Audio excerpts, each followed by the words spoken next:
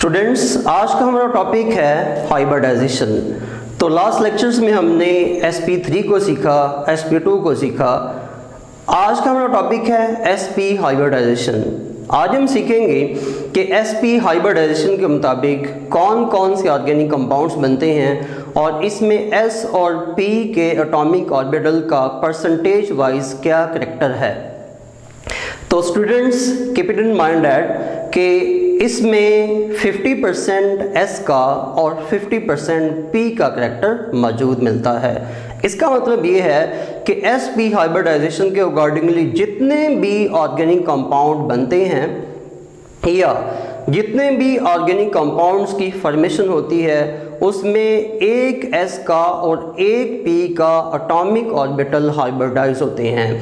तो उसमें 50% S और 50% ही P का करैक्टर पाया जाता है।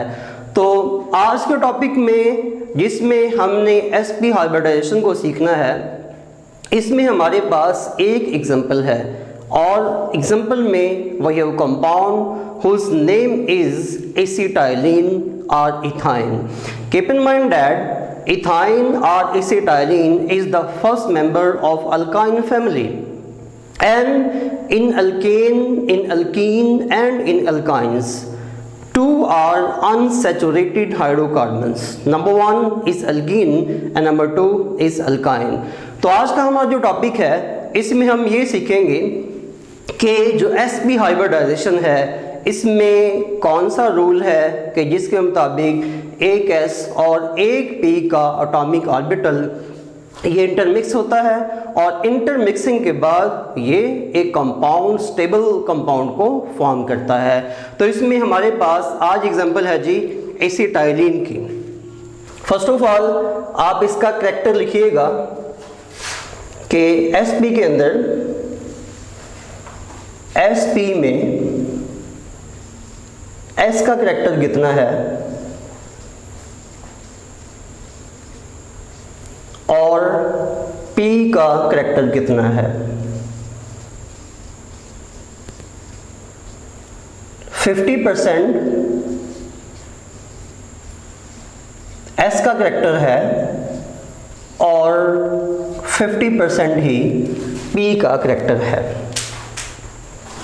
इट मीन्स के इस हाइब्रिडाइजेशन में एक S और एक P का एटॉमिक ऑर्बिटल ओवरलैप करेगा, हाइब्रिडाइज होगा, इंटरमिक्स होगा और जिसमें 50% ही S का करैक्टर है और इसमें 50% ही P का करैक्टर पाया जाता है।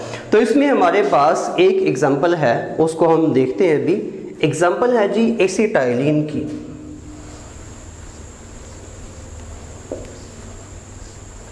कंपाउंड का नेम है एसिटाइलिन और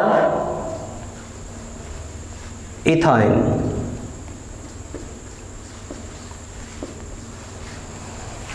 कंपाउंड का नेम एसिटाइलिन और इथाइन। हम एसिटाइलिन को इथाइन भी कहते हैं और ये अल्काइन फैमिली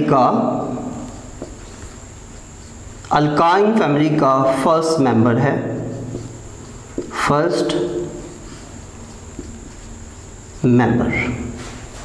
ओके, अब हम देखते हैं कि अल्काइन फैमिली के इस फर्स्ट मेंबर का केमिकल फार्मूला क्या है। इसका केमिकल फार्मूला C2H2 होता है। C2H2। अगर हम इसका सिंपली एक स्ट्रक्चर बनाएं तो हमारे पास carbon triple bond, carbon single bonding H और single bonding H. It means के एसिटाइलिन जिसमें दो कार्बन के एटम्स होते हैं और इसमें दोनों कार्बन ट्रिपल बॉन्ड के साथ लिंक होते हैं, यानी आपस में ये दोनों कंपाउंड, एक कंपाउंड जिसमें दो कार्बन के एलिमेंट्स के एटम हैं, ये आपस में ट्रिपल बॉन्ड के साथ लिंक हैं, यानी इन दोनों में जो बॉन्डिंग पाई जाती है वो triple, carbon single bond H, ठीक है, कार्बन ट्रिपल बॉन्ड C और कार्बन सिंगल बॉन्डिंग H। अब हम देखेंगे कि इस एसिटाइलिन में जो हाइब्रिडाइजेशन है ये किस तरह से होती है कि जिसमें 50% S का और 50% P का करैक्टर पाया जाता है। First of all the ground state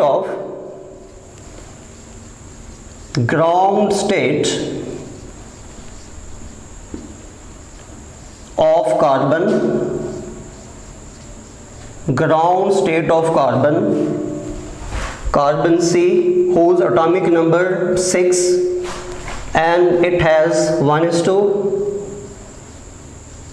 2s2 and 2p2। Carbon की इसमें जो ग्राउंड स्टेट में एक इलेक्ट्रॉनिक डिस्ट्रीब्यूशन है, इलेक्ट्रॉनिक कॉन्फ़िगरेशन है, वो है 1s2, 2s2 और 2p2। तो इसको हम फर्दर एटॉमिक ऑर्बिटल्स की फॉर्म में लिखते हैं। हम लिखेंगे C6 I means carbon 1s2 और 2s2, इसमें 2px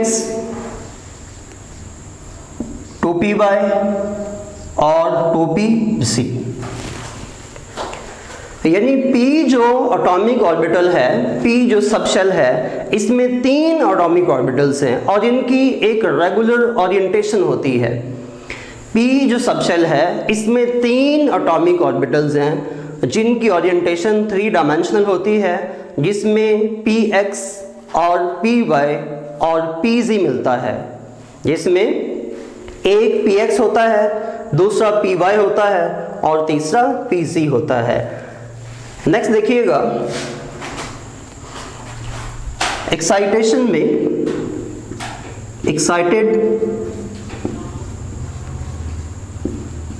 excited state of carbon, तो इसमें भी C6 आप लिखेंगे। नेक्स्ट देखिएगा, आप लिखोगे 1s 2s 2px 2py 2pz।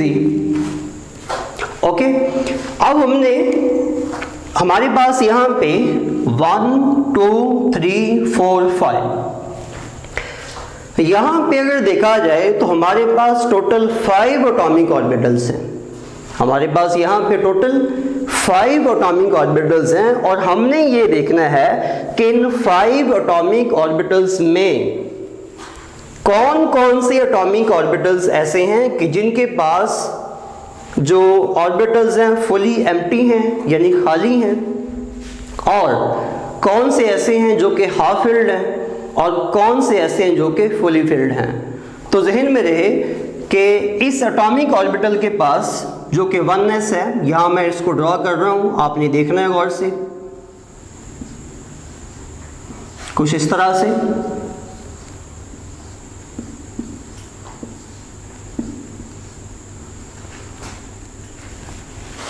इसमें भी 2 इलेक्ट्रॉन्स हैं,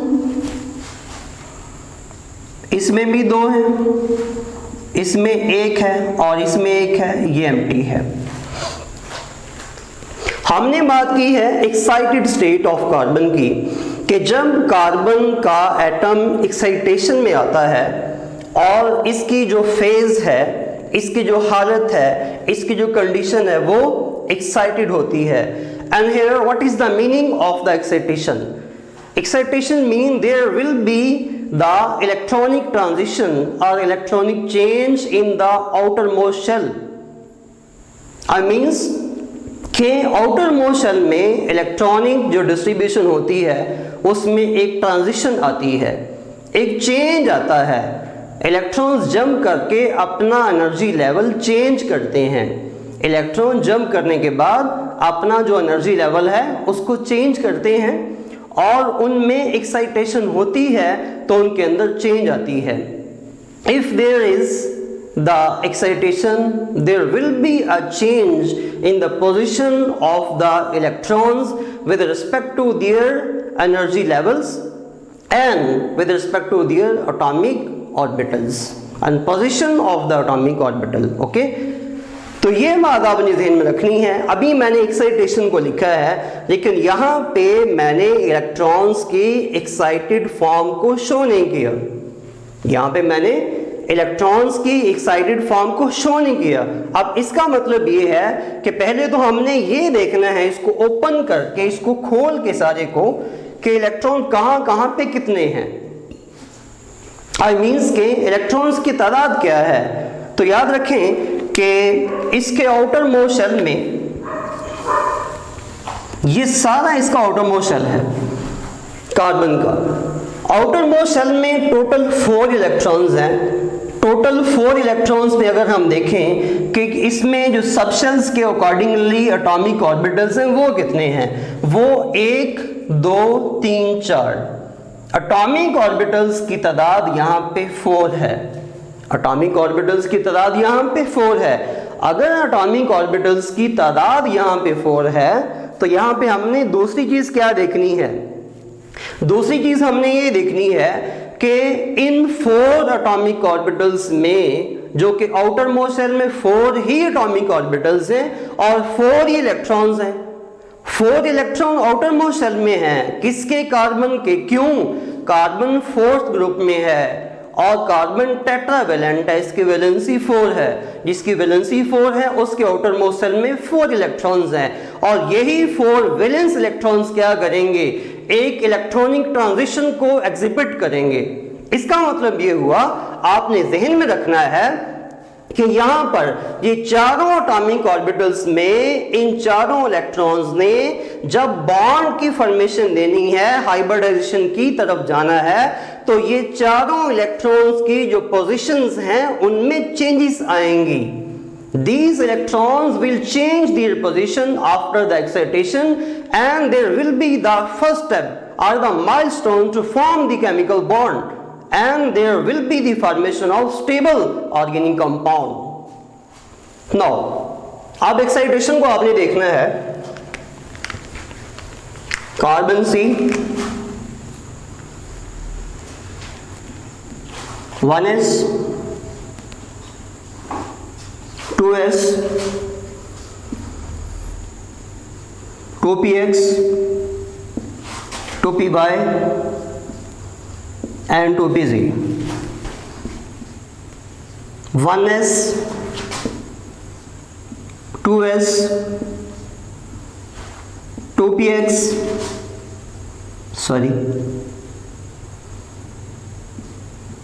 2py और 2pz। इलेक्ट्रॉन्स की फिलिंग चेक कीजिएगा। 1s क्योंकि इसका आउटर मोस्ट शेल नहीं है तो इसमें इलेक्ट्रॉन्स 2 एज इट इज रहेंगे। अब मैं करवा रहा हूं जी एक्साइटेशन। थोड़ा आपने ध्यान देना है कि यहाँ पे एक्साइटेशन में अब इलेक्ट्रॉन्स की जो नेक्स्ट एक न्यू डिस्ट्रीब्यूशन है, एक न्यू कॉन्फ़िगरेशन है, वो कैसी होगी। इसमें 2 इलेक्ट्रॉन्स हैं, यहां से इलेक्ट्रॉन जंप करेगा, यहां से इलेक्ट्रॉन जंप करेगा और ये जंप करके यहां आएगा। इलेक्ट्रॉन यहां से जंप करेगा और इलेक्ट्रॉन यहां आएगा। बात क्लियर है। इलेक्ट्रॉन यहां से जंप किया, इलेक्ट्रॉन यहां आ गया, तो ये यहां कैसे आता है, इसको एनर्जी मिलेगी तो आएगा ना। तो लास्ट लेक्चर में मैंने 12 रिपीट किया था कि इसको एनर्जी मिलती है तो ये जंप करके यहां आता है। यानी 2s का जो एटॉमिक ऑर्बिटल है ये फुली फिल्ड है। इसमें 2 इलेक्ट्रॉन्स हैं, इसमें 2 इलेक्ट्रॉन्स हैं। इसके इलेक्ट्रॉन्स को कहीं से एनर्जी मिलती है और ये एक्साइटेड फॉर्म में आता है। जब इसकी एक्साइटेशन होती है तो ये अपना फेज को चेंज करता है, अपनी एनर्जी के चेंज के मुताबिक ये जंप करके एक्साइटेड फॉर्म में निकल जाता है। आई मीन्स कि ये 2s से 2pz में जाके रिजाइड करता है। 2pz जिसमें इलेक्ट्रॉन कोई भी नहीं था, अब यहाँ पे अब ये हाफ फिल्ड हो चुका है। इसका मतलब ये है कि 2s का एटॉमिक ऑर्बिटल ये भी हाफ फिल्ड है, 2px का एटॉमिक ऑर्बिटल ये भी हाफ फिल्ड है, 2py का एटॉमिक ऑर्बिटल ये भी हाफ फिल्ड है और 2pz का एटॉमिक ऑर्बिटल ये भी हाफ फिल्ड है।